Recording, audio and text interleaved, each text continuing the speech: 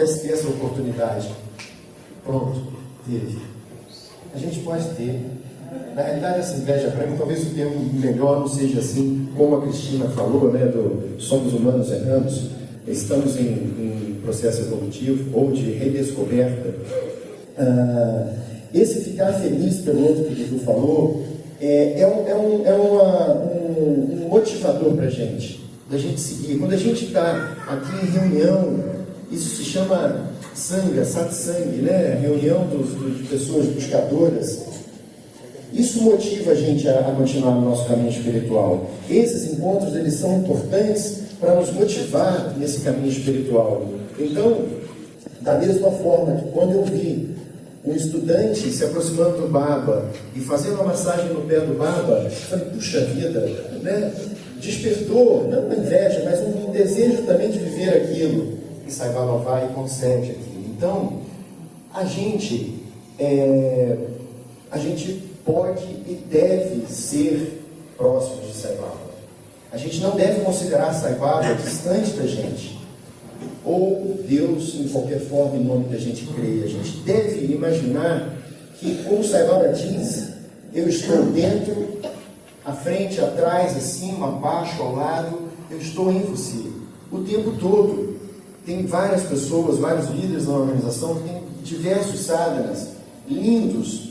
Por exemplo, o Leonardo já compartilhou, Leonardo Guto, membro do Conselho de Praxante, ele falou que sempre que vai dormir, imagina a Baba ao lado dele, dá um beijo, o Baba dá boa noite, vai dormir. De manhã cedo, a primeira coisa que ele faz, um beijo, Baba, acorda e vai para o seu dia.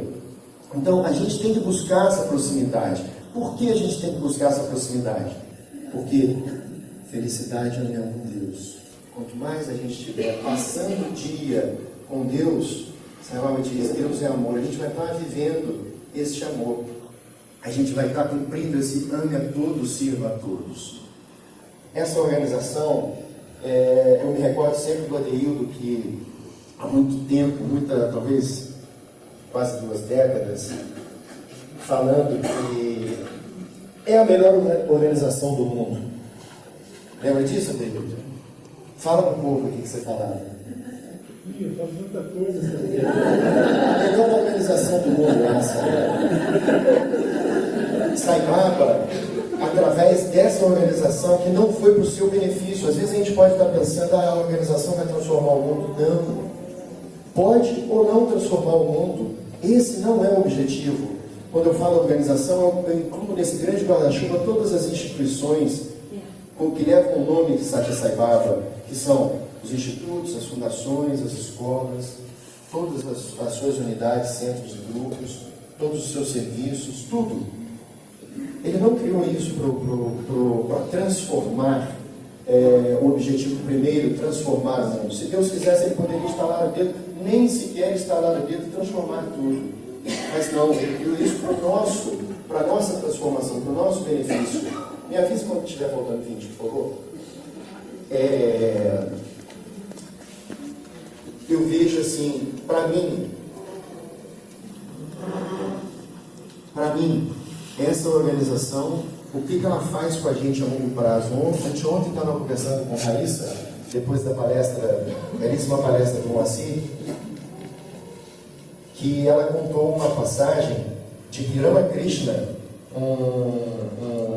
um ser que alcançou a iluminação, e Sai Baba cita muito nos seus discursos, ele tocou a cabeça de um devoto dele, de um discípulo, de Vivekananda, e deu uma consciência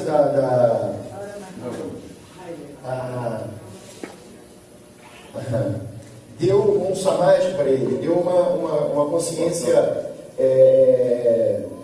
da plenitude. E aí, só que depois ele voltou à consciência da dualidade. E aí um devoto de Satya Sai Baba perguntou para Sai Baba faz a mesma coisa? Então perguntaram para Sai Baba faz o mesmo? Sai Baba falou, não. Mas o que Sai Baba faz é permanente. Você não perde isso. E o que significa isso? O que significa isso? Significa que a sua vida vai ser transformada permanentemente. Mas como que isso funciona? Hoje você Se você olha as suas atitudes, as suas intenções, como disse o Paulinho na palestra dele, se o propósito é puro e o ideal é nobre, hoje quais são os nossos ideais, quais são os nossos propósitos? Sai Baba diz: ame a todos, sirva a todos, ajude sempre, fira jamais. Ele não está colocando condição. A gente está tendo um teste aqui de Sai Baba. Ele está colocando uma distração. Se a gente não focar, isso é um sábado, exercício espiritual. Se a gente não se focar, a gente vai perder uma oportunidade. Isso tudo é uma grande brincadeira de Sai Baba, um grande teatro. A vida é assim. A gente tem as oportunidades e às vezes a gente se distrai. E a gente perde uma oportunidade. Esta organização, ela é de uma magnitude que a gente não alcança.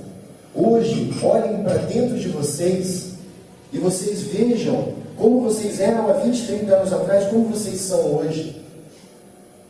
Ouviram o relato do Rodrigo sobre o trabalho incrível que as meninas superpoderosas, que eu com todo carinho falo do grupo do Núcleo de Fortaleza, que elas fazem. As pessoas não entendem lá naquele interior, mas vocês viajaram não sei quantas horas de ônibus para vir aqui, não estão ganhando nada com isso. Mas como que é isso? Só quer fazer o bem, porque esse bem faz bem para a gente. E esse bem nos transforma. Esse bem é um esforço espiritual. Às vezes a gente pensa que sadhana, ou esforço espiritual, é somente sentar, fazer um japamala, repetir o nome de Deus, cantar um canto devocional, ou então repetir um mantra. Não. Sai Baba fala que esforço espiritual é tudo aquilo que você faz e você coloca Deus no meio.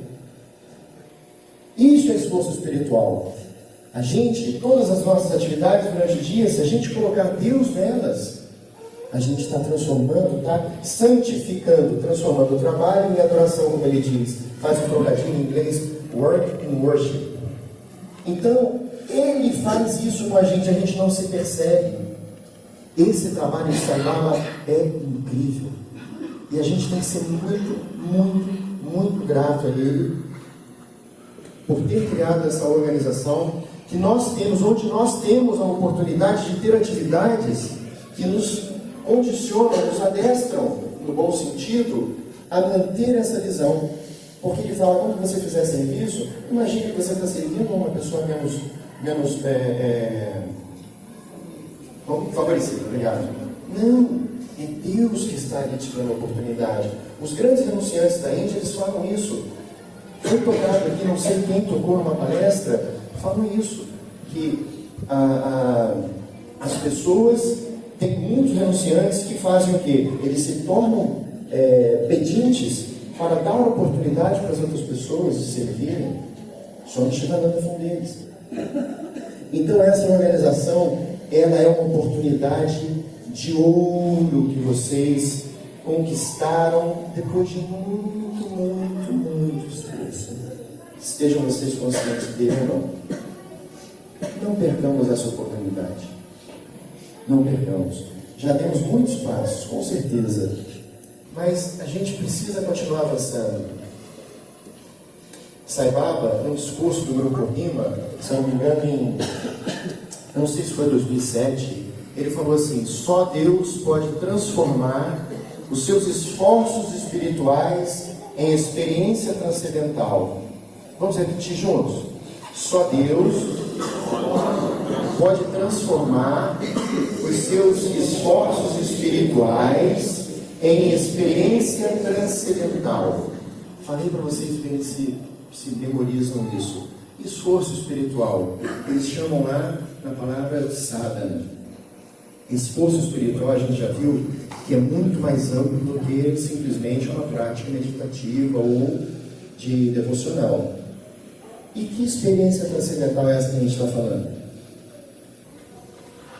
Aqueles que puderam participar da palestra do Moacir, do workshop lá do Moacir, viram o Moacir compartilhar, difícil, hein? Mas ele soltou várias coisas, várias pérolas dele, vários momentos que ele viveu experiências transcendentais lindíssimas, de bem-aventurança, indescritíveis, como ele falou, as palavras não podem descrever. E vai chegar um momento que essas pessoas vão viver plenamente nesse estado. A gente não quer isso? Claro que a gente quer. A gente está aqui para ser feliz. Só que, como disse agora, a gente procura essa felicidade no local errado, fora. Mas não nos esqueçamos, para ter experiência transcendental, a gente precisa fazer um esforço. Esse esforço que vocês fizeram, que só cada um que está aqui, Deus sabe, para chegar nesse momento, nesse encontro, foi muito grande, muito grande. Aquela alegoria de uma outra passagem que Sai Baba fala, de um trabalhador que estava marretando uma rocha para quebrar, era o trabalho dele de quebrar a rocha. E ele deu 20 marteladas e desistiu, falou, não está funcionando. Um outro trabalhador veio, deu 2 marretadas, a pedra quebrou, a rocha quebrou. Essa é uma pergunta, a rocha quebrou fruto das 2 marretadas ou fruto das 22? E ele responde, fruto das 22. Cada uma teve um papel de ir fragmentando aquela rocha e preparando. Então, nenhum esforço é perdido. Nenhum esforço no campo espiritual é perdido. Krishna dizia isso. Krishna, que bom que você me lembrou, Krishna. Sai Baba fala que uma vez Krishna se dirigiu a Arjuna e falou assim, você é meu discípulo e meu amigo. E depois ele explicou por que ele usou primeiro o discípulo e depois a palavra amigo. Lembre que a gente comentou aqui, a gente brincou, teve até uma outra irmã que contou a história da operação dela, tudo. Ela já foi? Está aqui? Está aqui. Isso. A gente deve ter intimidade com o Baba, mas a gente jamais deve perder a noção de que o nome e a forma que a gente adora é o nosso Deus. Então respeito em primeiro lugar. Por isso que ele falou, falei primeiro que ele era meu discípulo, para que o respeito seja mantido. E depois a amizade. A gente Deus é o nosso melhor amigo. A gente jamais pode perder a noção de que é um amigo comum, imaginar que seja um amigo comum que a gente vai falar qualquer bobagem. Não, de forma alguma. A gente tem que ter discernimento. Mas a gente tem que buscar essa proximidade com Deus. A gente tem eu digo que a gente tem um objetivo dentro da organização e na nossa vida também. E ele parece simples, mas ele é muito complexo. O pessoal de GVH sabe de todos os subvalores que estão juntos, né? Amor. A gente tem uma única missão nessa encarnação: desenvolver cada vez mais amor. Amor e seus subvalores: perdão, compaixão, tolerância. Sai Baba fala: Deus é amor, amor é Deus. Vivam em amor. Isso é o suficiente. Ame a todos. Não tem uma vírgula se eles te amarem. Se alguma coisa. Não tem. Ame a todos. Sirva a todos. Senão você quem? O nosso progresso espiritual é a gente que tem condição. Somos os únicos. Ninguém pode fazer esforço espiritual por nós. Mas o esforço para que nós saiamos dessa identificação de que somos este corpo ou que somos essa mente, esse esforço só pode ser feito por nós. Temos uma oportunidade de ouro, aqui e agora, como diz o nosso sempre. É aqui e agora o momento da realização. Não tem um amanhã. Um amanhã a gente pode não ter esse amanhã. Aqui e agora. Que a gente, como o Sai Baba falou para Ada uma vez, dê o seu melhor. Não quero que você seja o melhor. Dê o seu melhor. Mas eu não consigo meditar meia hora. Sente, pense em Deus, comece com 5 minutos de Sai Baba. 5 minutos. Como você fazia, ainda deve fazer, varrendo, imagina que está eliminando todas as impurezas, tudo que impede de ver a realidade. Faça qualquer coisa. Uma vez um devoto de Sai Baba brasileiro, que mora na Alemanha, morava em Dalmo, chegou a frequentar o centro de Niterói. Ele teve uma entrevista com o Saibaba, e ao final da entrevista ele esperou todo mundo sair estrategicamente para perguntar uma coisa para o Saibaba, o que ele devia fazer da vida dele. E aí ficou só ele e Saibaba ali, Baba na porta, e perguntou: Saibaba, o que eu faço? Saibaba falou para ele assim: faça qualquer coisa, mas faça alguma coisa. A gente tem que fazer alguma coisa, e Deus vai mostrar o caminho. A gente tem que fazer alguma coisa. Eu sei, eu fico muito feliz de estar com essa família SAI. Tem pessoas aqui de 30 anos de caminhada, pessoas que têm estado nas práticas espirituais intensas há décadas, que são mais chegadas ao bhajan, de cantar o tempo inteiro, outras com mantras, outras com serviço, outras com educação. Que continuemos, que intensifiquemos e que a gente desenvolva cada vez mais este amor. Como que a gente vai conseguir desenvolver mais este amor? Como que a gente vai desenvolver mais esse amor? A gente vai desenvolver esse amor na hora que a gente se aproximar da fonte do amor. A hora que a gente se aproxima cada vez mais da fonte, você recebe mais. Então, onde está a fonte do amor? É Deus. A gente tem que se aproximar dessa fonte do amor. A gente tem que se sentir próximo dessa fonte do amor. Uma historinha que Saibaba conta, um devoto, desse aspecto de Deus que é o protetor. Vishnu, que é chamado em sânscrito. Ele estava sendo assaltado e ele chamou por Vishnu para ajudá-lo, para protegê-lo. Senhor Vishnu, que estás nos confins do universo, que está em Vaikuntha, sua morada, venha me salvar. E nisso os assaltantes ali roubando e batendo e foram embora. Perdoe, senhor, isso não é 100% assim. O sentido é assim. E aí, depois que eles foram embora, Vishnu não apareceu para ele. Aí ele falou: puxa, mas agora eles já foram embora. Mas, pô, você também me chamou de tão longe dos confins do universo. Até eu chegar aqui foi tão demorado. Se você tivesse falado assim: Senhor, que está em meu coração, vem me salvar, instantaneamente eu viria te salvar. Palmas para ela. Ele está com a gente todo momento. Se nós tivermos fé plena nisso, nunca mais vamos ter medo. Medo de quê? Estamos submersos nessa divindade protetora. Nossa vida vai mudar radicalmente. Estamos aqui para desenvolver fé plena em Deus, não importa o nome e a forma. Neste processo vamos desenvolver uma devoção incrível e uma capacidade de sacrifício tremenda. Se vocês olharem para vocês há 30 anos atrás e falar: ama todos, serva todos, dá uma face, tomou de um lado, vai dar outra, não vou fazer isso não. Por que nós mudamos isso? E mudamos verdadeiramente.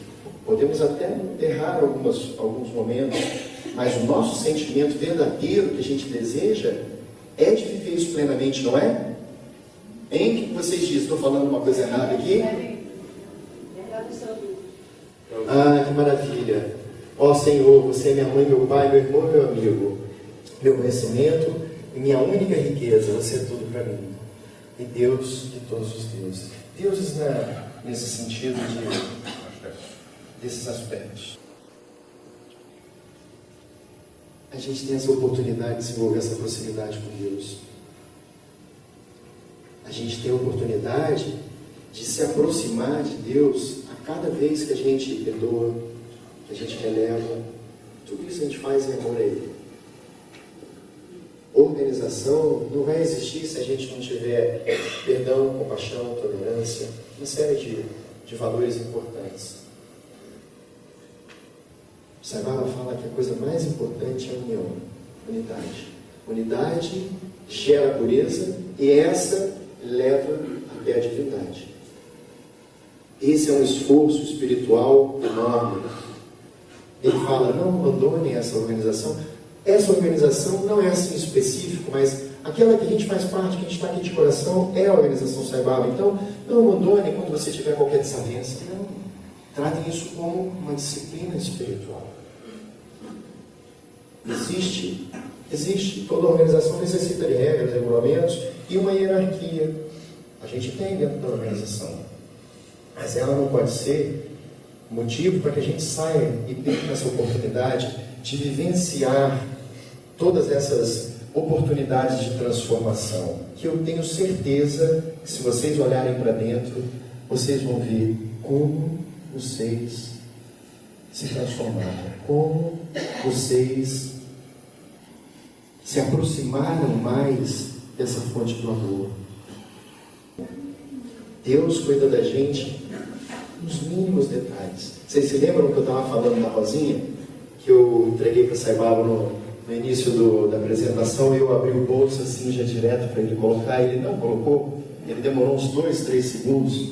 Por quê? Se vocês olharem de novo aquelas imagens iniciais, vocês vão ver que nisso o menino levanta, o fotógrafo, ele passa por trás, a Rosinha está ali na mão do Pablo, ele passa por trás, na hora que ele chega ali, Saibaba faz o movimento para colocar a rosa no bolso. Na hora que eu abro e ele vem colocar, aí a foto é batida, o flash aparece. E está a mãozinha dele, a minha mãozinha, a rosa no meio, e depois a rosinha no bolso. Deus, Ele cuida da gente como as pálpebras protegem os olhos, suaves, lubrificadas, rápidas, muito rápidas. À medida do tempo, dentro do calendário hindu, vamos dizer assim, a menor fração lá era o piscar de olhos. Isso é muito simbólico, muito significativo. Passei agora, ouvindo também sobre através das outras pessoas que falaram, conta essa experiência lá do Peru. Agora, recentemente, não sei se umas 3 semanas, pelo dever que eu tenho que cumprir, que é participar das seleções dos dirigentes nacionais dos países da América do Sul, ao qual o senhor me confiou. Teve as seleções no Peru, e eu viajei para lá, o Roberto sempre nesse desejo dele de expandir esse serviço médico em toda a América Latina, ele é incansável, pediu para dar um recado para que o Brasil expanda e fortaleça cada vez mais os serviços médicos. A gente marcou de ir, ele, poxa, então eu vou com você.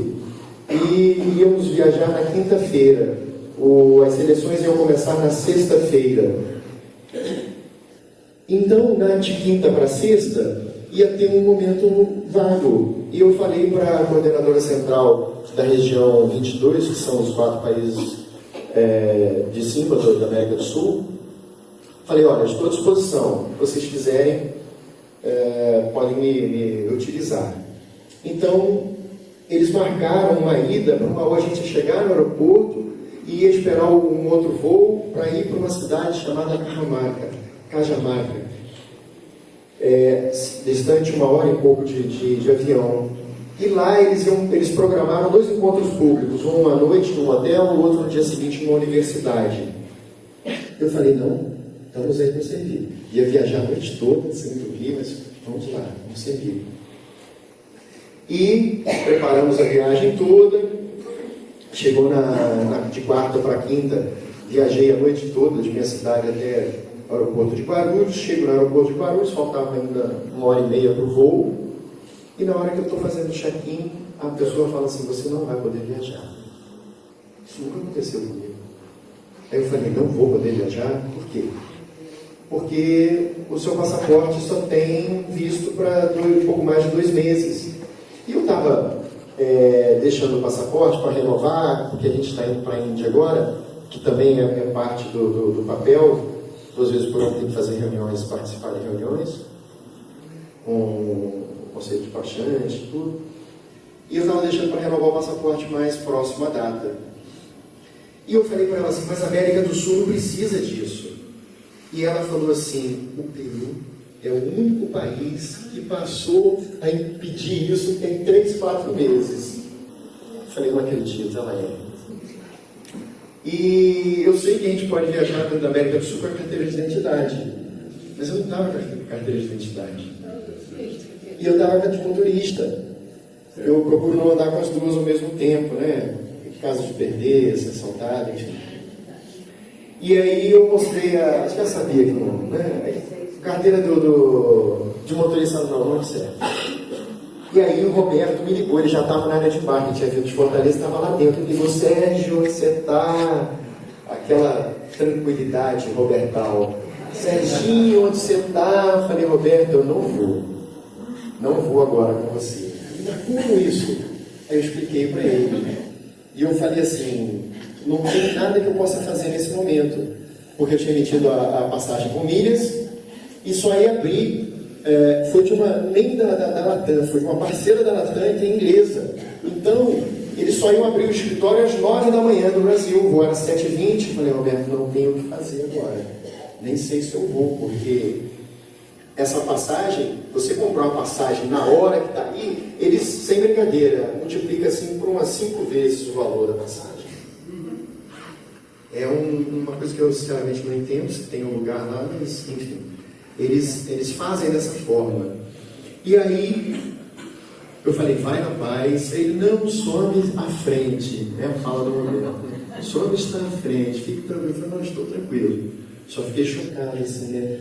Falei, puxa, o cartaz do encontro público no hotel, na universidade, e eu ia deixar esse furo, pensando que eu estava fazendo alguma coisa. Na realidade, só instrumento, né? Então, na hora que... E tinha a seleção também que você tinha que fazer.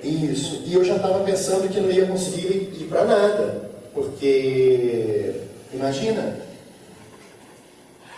E aí, fiquei naquele esperando, e nisso abriu um guichezinho da British Airways dentro do aeroporto de Guarulhos, e eu fui pedir para o rapaz para ver se ele podia mudar minha passagem para outro dia. Quanto que seria a penalidade? Porque tem penalidade, vocês sabem disso. Tem multa, o voo às vezes não é promocional, enfim, tem uma série de coisas. Eu não sabia qual seria o montante daquilo.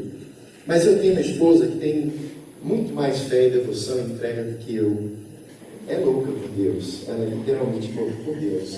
E na hora que eu falei para ela que eu não viajei, ela falou assim, mas tu pode ir em qualquer jeito, tu compra a passagem, tu vai.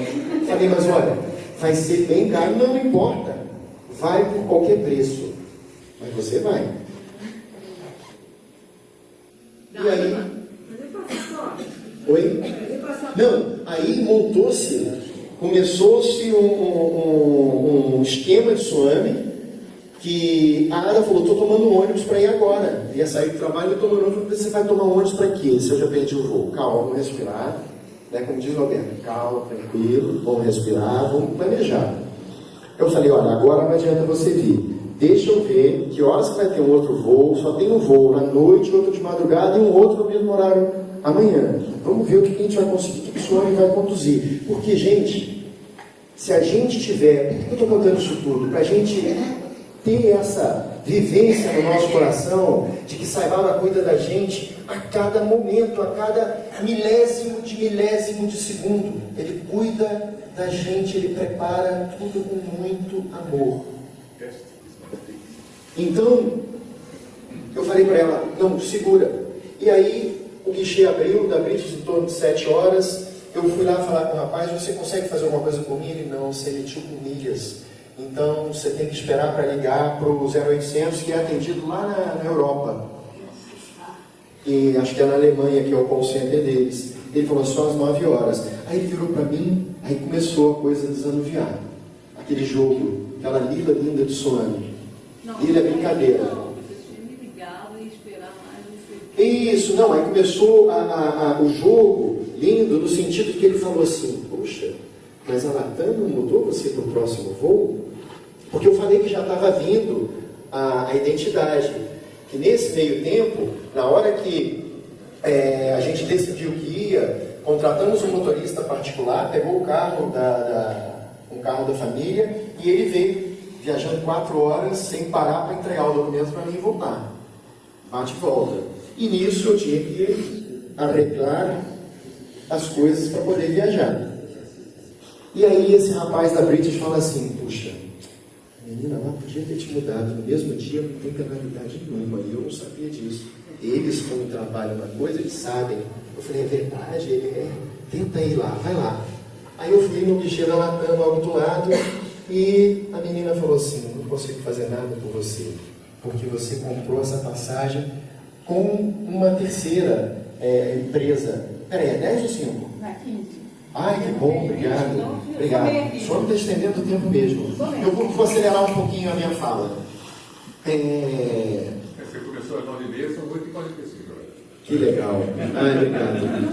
Obrigado, senhor. Então, fui e a Latam falou assim, não posso fazer nada por você, porque essa passagem foi emitida por uma outra companhia, parceira da Latam. Se fosse com a Latam, a gente podia fazer. Puxa vida, a coisa parecia que melhorava e a coisa anuviava de novo. Depois desanuviava, anuviava e ficou nesse jogo divino.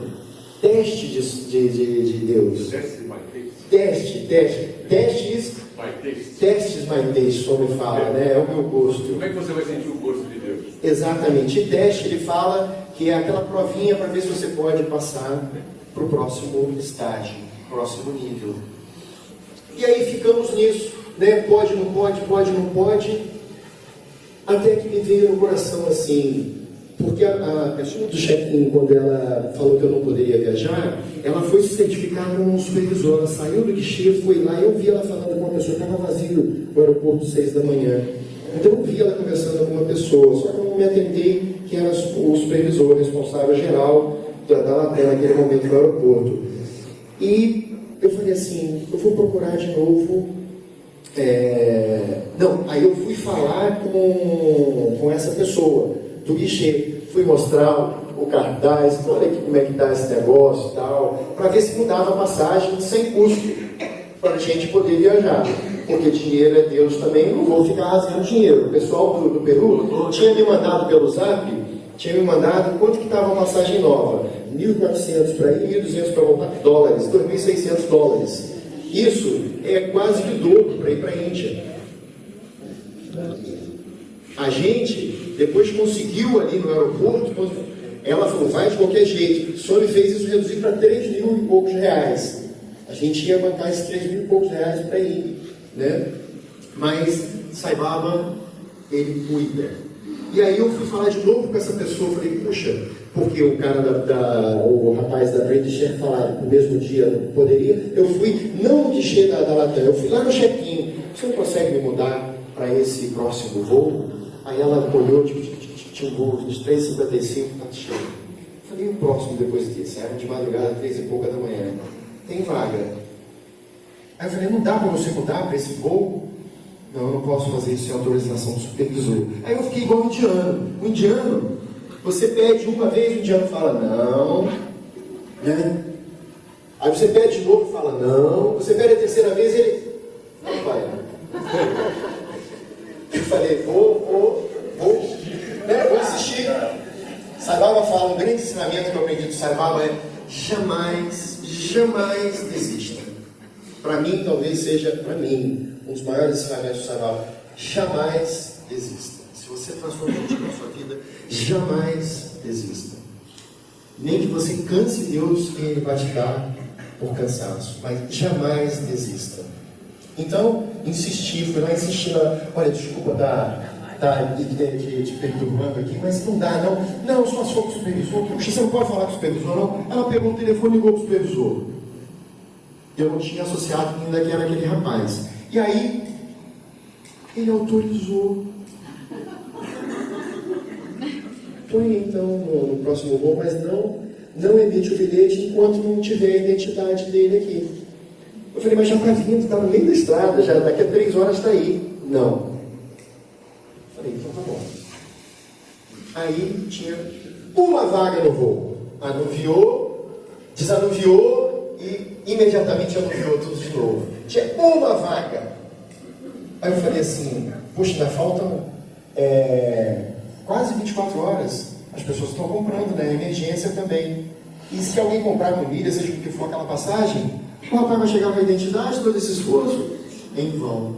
Eu virei para ela e falei assim, olha só, estamos fazendo esforço hercúleo. Se você não bloquear esse assento, tudo isso vai pelo ralo. Pode ir pelo ralo, tem grande chance de ir pelo ralo. Não posso fazer nada. Mas já havia um progresso, não havia? O supervisor deixou mudar sem custo. Opa, isso é uma grande coisa. Economia que limite aos desejos, economizar um excelente recurso. Você quer falar alguma coisa? Não, perdão, levantou a mão.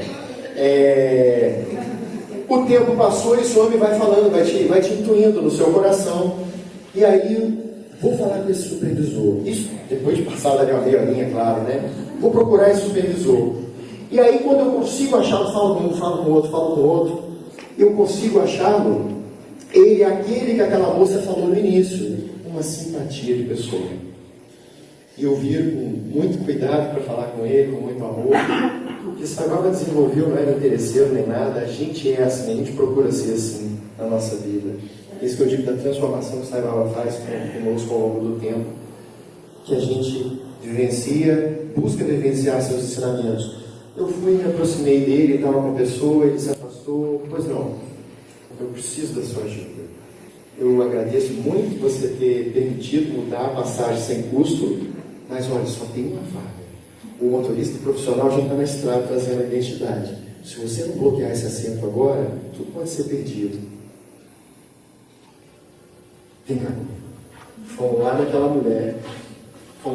mulher que tinha me negado o check-in. E ele falou assim, vê aí o voo. Aí olhou o voo das 23h55, porque não sabia dessa coisa, eu tinha falado com ela. Aí viu das 23h55 vazio, lotado. E tinham 4 em overbooking. A gente pensa que não tem mais overbooking, né? 4. 2 na premium e 2 na econômica. Falou, não tem jeito não, vou colocar mais um aqui, não vai adiantar. Aí olhou o voo da madrugada. Eu falei, puxa, da madrugada vai complicar uma pessoa para me receber lá. Era 3h55, eu falei, não tem como o senhor colocar no 7h20, que era o mesmo horário do meu voo daquele dia? Aí olha o 7h20 aí. Aí tinha uma vaga. E aí ele falou para ela assim, bloqueia esse assento para ele, mas não dá o cartão de embarque enquanto não tiver identidade. Na hora que a moça está ali, ele está em pé olhando a moça, eu aqui do outro lado do balcão, a moça olha branca, pálida, desesperada para ele assim, sumiu a reserva dele toda. Caiu, porque eu não fui, caiu a volta, caiu tudo, sumiu do sistema. E ele, numa paz, numa tranquilidade, Ctrl F, Ctrl K, não sei o que, começou a dar opção de instrução para ela e eu ali sai.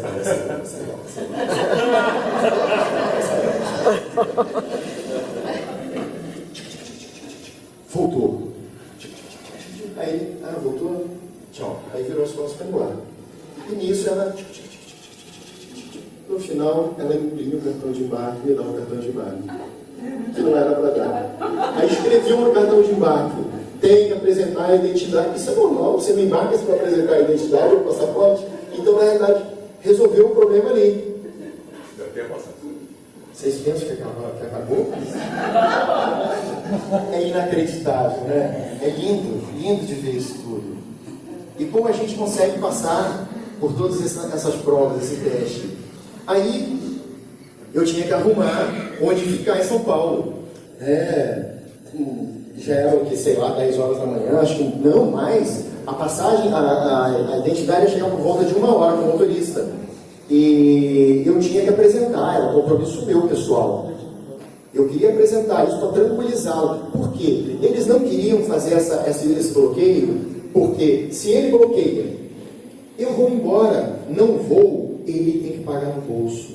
Ele e a menina, eles falaram assim, isso já aconteceu e a gente tem um problemão pra gente. Então a gente não vai fazer. Eu falei, mas o motorista está na estrada, não podemos. Então eles abriram uma exceção da exceção da exceção. Então eu queria esperar a identidade chegar lá no Terminal 3 para mostrar para eles, mas eles iam embora, o supervisor ia embora às 10 horas da manhã, que ele estava desde a madrugada do outro dia, e ela também ia embora. Mas só me fez chegar uma equipe de reportagem lá que estava fazendo alguma coisa no aeroporto, e ele foi dar entrevista. Ele foi dar entrevista, e eu fiquei esperando ele terminar. Aí, depois de um tempo ele saiu, eu falei, quero agradecer muito, já estou com o cartão de embarque aqui. Ela escreveu isso aqui, ele olhou até riu, mas não ficou chateado não. Tipo, isso aqui não vale nada, né? Escrever, ninguém vai olhar isso daqui. Já estava com o cartão de embarque, já resolveu. Eu falei, mas olha, o rapaz já está aqui em Guará, já está chegando, então está tudo bem. E eu pude, na hora que ele estava saindo, o rapaz estava chegando. Eu falei, olha, a identidade está aqui. Então, ele saiu tranquilo, com o coração leve, mas não acabou. Aí, fomos para casa de uma grande amiga que a gente fez através, mais um benefício da organização SAI. Nada, ligou, vai receber um hóspede aí. Ele vai ter que sair de madrugada. Aí ela deixou a chave lá, foi para o trabalho, deixou a chave para eu ter um lugar lá para comer alguma coisa, tomar um banho, descansar.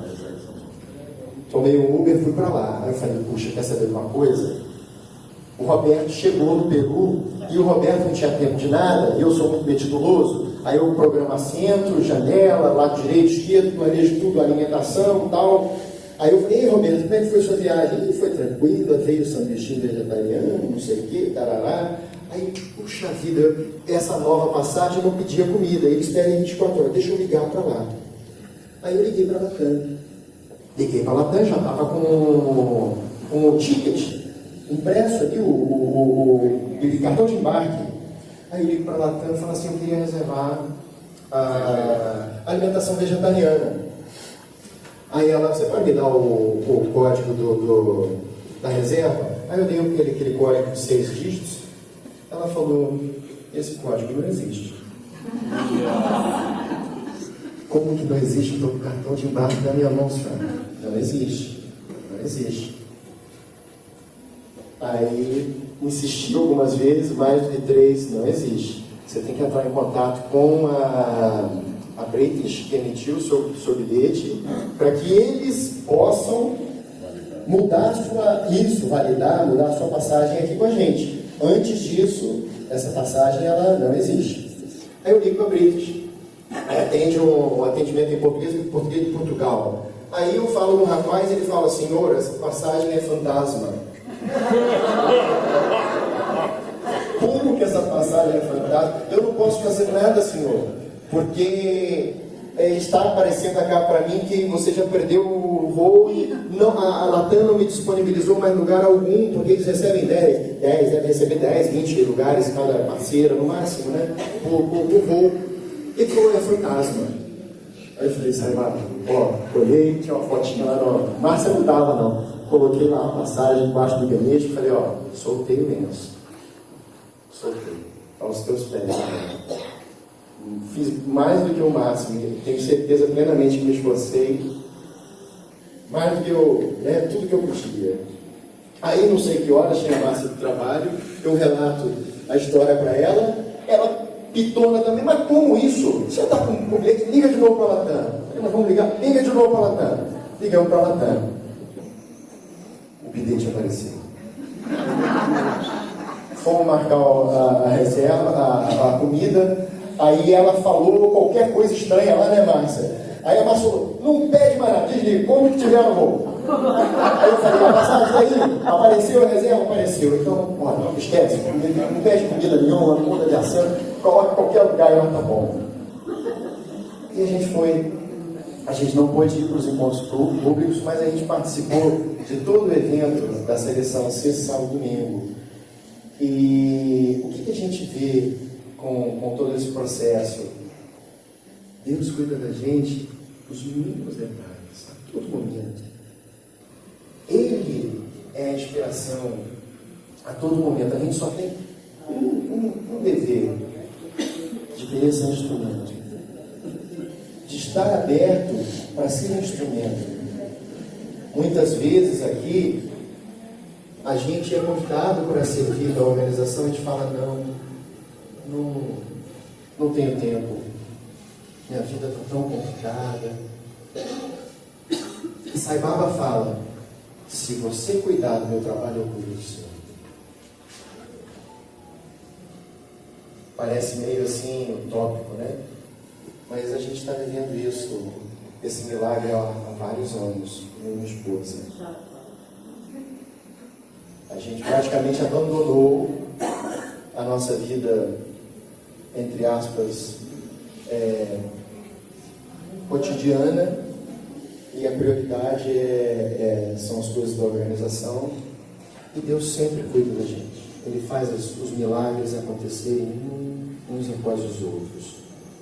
E isso fortalece a nossa fé. Isso fortalece essa entrega. Porque a gente só vai ser capaz de se transformar, a gente só vai ser capaz de ter compaixão, tolerância, amor, perdão, por Ele. E na hora que a gente vence todas essas etapas por amor a Ele, a gente avança. E a gente começa a ter essas experiências maravilhosas do Moacir. Tenho certeza que vários de vocês devem ter tido aqui. Alguns eu já conversei, compartilharam experiências transcendentais lindas. Acho que vale a pena nos próximos encontros ter um momento mais para que possa compartilhar. Isso motiva muito. A gente estava na palestra do Moacir, acho que o irmão já foi embora do Centro-Oeste, falando que aquela frase, né, ela, dentro da visão dele, um pouco que aprisionava, que nós somos Deus. Mas, para muitos, essa frase ela é motivadora. Opa, é uma luz no fim do túnel. Então, se eu fizer isso daqui, eu vou chegar lá. Então, eu acho que essa sanga, como se diz no budismo, né, essa companhia que a gente tem na organização, de mostrar e motivar. Sempre falei para o Charles, eu adoro ouvir o Charles falar, porque ele vive aquilo que ele fala. Ele vive 108%. Como ele, várias pessoas na sua área vivem aquilo e são inspiração para a gente. Um aqui inspiração para o outro. Como eu admiro o trabalho do Núcleo de Fortaleza, como eu admiro o trabalho que faz o Instituto, como eu admiro o trabalho que faz a Fundação, como eu admiro o trabalho que faz cada centro e grupo. Isso para mim sempre foi. Mariazinha não me deixa mentir. Quando eu cheguei no grupo Sagrada de Niterói, ela estava lá para me receber. Eu sempre falei, eu fico emocionado. No sábado de sol, a gente olhava a praia de Niterói lá embaixo, todo mundo lá dentro suando, fazendo círculo de estudos. Eu queria algo diferente. A gente chegou no ponto que a gente quer algo diferente para a nossa vida. Não percamos essa oportunidade. Agradeçamos a Suane, a Deus, de qualquer forma, em nome de todo o coração. E vamos fazer um esforço mais, tentar uma vez mais, que esse caminho é lindo. E eu agradeço, como disse o Flávio, a Suame em cada um de vocês por essa oportunidade, essa família que eu estou há quase 30 anos, uma bênção divina. Para terminar, a gente vai só cantar uma música que é uma oração para mim. Eu acho que ela diz muito, pelo menos no meu caminhar pela América Latina. É uma música do Uruguai, baixo que foi composto no Uruguai, mas é muito profundo. Então, que a gente cante com todo o nosso coração. Vamos fazer desse momento um sábado, uma prática espiritual.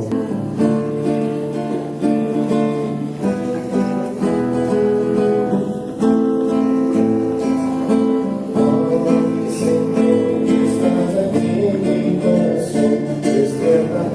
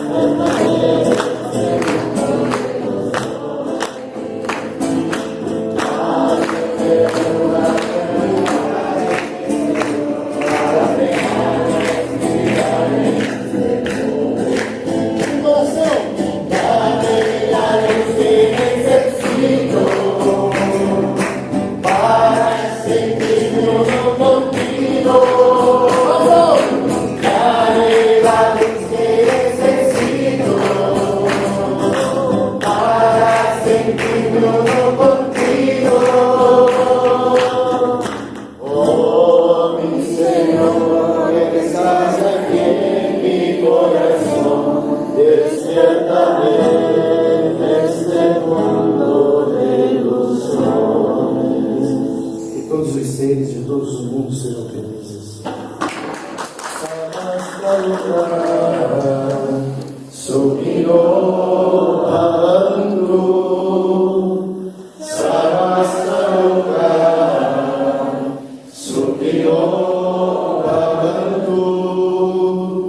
Samasta